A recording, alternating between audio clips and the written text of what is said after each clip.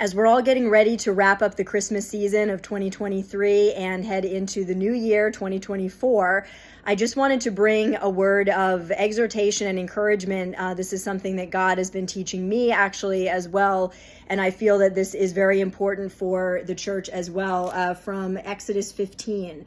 Now, this is the Song of Moses right after the children of Israel were led through the Red Sea on dry ground, and then they watched God collapse the sea on top of Pharaoh's army who was pursuing them to destroy them. They watched God in the greatness of his arm block their enemy and just completely wipe them out. They didn't need to fight. The Lord did battle for them, and they worshiped and sang. Miriam and Aaron and the children of Israel worshiped and sang, "Sing to the Lord, for he has triumphed gloriously. The horse and his rider he has thrown into the sea." Exodus 15:21. And on that note, I just want to remind you really quickly that before I get to what I'm going to talk about, remember that if you are a believer, Jesus Christ has purchased you, but he's also purchased his triumph for you.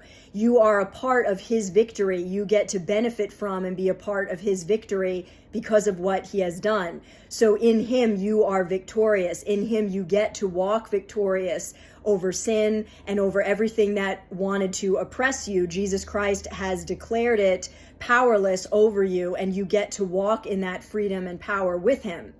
But let's keep going. Verse 22, Moses made Israel set out from the Red Sea, and they went into the wilderness of Shur. They went 3 days in the wilderness and found no water. When they came to Marah, they could not drink the water because it was bitter, therefore it was called Marah. And the people grumbled against Moses, saying, "What shall we drink?" And he cried to the Lord. And the Lord showed him a log, and he threw it into the water, and the water became sweet. There the Lord made for them a statute and a rule, and there he tested them, saying, "If you will diligently listen to the voice of the Lord your God, and do that which is right in his eyes, and give ear to his commandments, and keep all his statutes, I will put none of the diseases on you that I put on the Egyptians, for I am the Lord your healer." Then they came to Elim, which means strong, where there were 12 springs of water and 70 palm trees, and they encamped there by the water. So there's a lot of symbolism in the 12 springs and the 70 palm trees, and Elim meaning strong. God was letting his people know, in order to walk truly free, you need to be united in your surrender to me and walk in righteousness if you want the benefits of being truly free. And I want to encourage you, believers, as we are heading into the new year. If you're not a believer, waste no time. Give your life over to Jesus. It is the only way that you will ever experience freedom and ever experience the victory and abundance that you were meant to have. But as believers, I believe that for the new year, this is something we need to remember. As we journey forward, we're going to go through wilderness.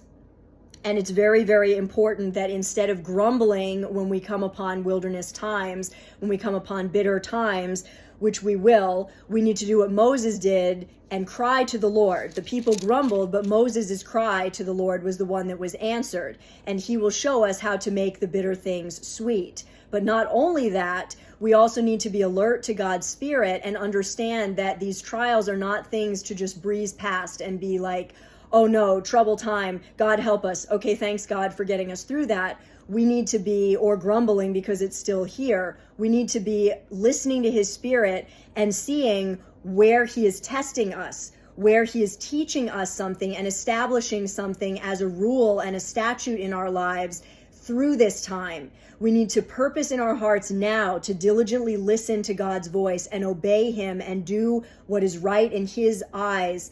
And then we will benefit from him as our healer. He will put no dis-ease on us. And that doesn't just mean sickness, but dis-ease, any torment and anxiety and all those things. It doesn't mean we won't struggle with them at times, but we are equipped in him to face them because he is the Lord, our healer. We don't need to live under anything that comes against us. We can triumph through it and in it, because the Lord is our healer and he has triumphed gloriously. But we need to purpose right now in our hearts that as we go forward in the new year, we are going to diligently listen to his voice and not consider other opinions, that we're going to fix ourselves on him and do what he says, because he is the way of life. That is how we will triumph gloriously, only in him.